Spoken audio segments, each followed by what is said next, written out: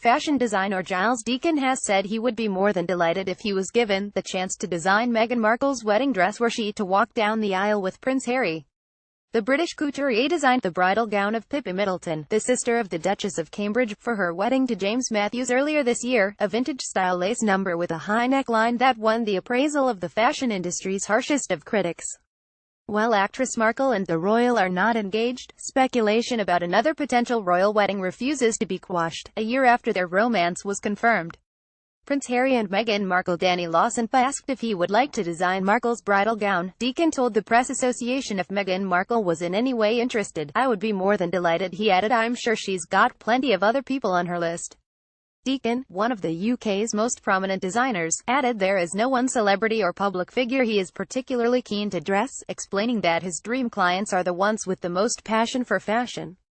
"With all my clients I work with, they all have their absolute specialness about them," he said, adding he is keen on anybody who is very passionate and wanting something beautiful. "It's not really about the celebrity, or anything like that."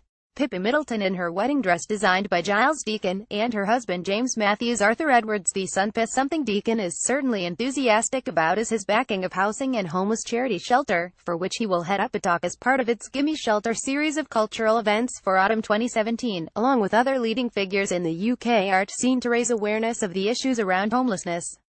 Deacon will next week join print designer Anthony Burrell and contemporary photographer Juno Calypso for a night in conversation to discuss their work, using art for social change, the creative industries in the capital, and how their creativity is impacted by the ongoing issues around housing. Deacon said, "I've always been a big supporter of homeless charities across the board, ever since I first moved to London. Being at Central St. Martin's in 1989, coming from the countryside in the north of England, at that time you very rarely saw homeless people. It really struck me. It affects people from all walks of life and in different situations." According to Shelter, 150 families become homeless every day in the UK, and Deacon said the numbers really make you think about how many people are in a very lucky position while an awful lot of people are not.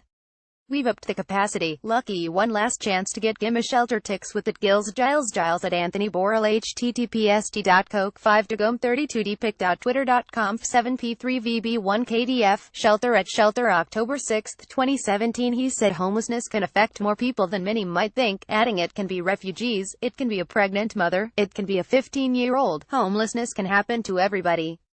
A lot of people's circumstances can change very, very quickly, and people can move jobs, relationships can break down, something else could happen, and the next thing you know you can't pay your rent, you can't get the support you require, and you're out on the street.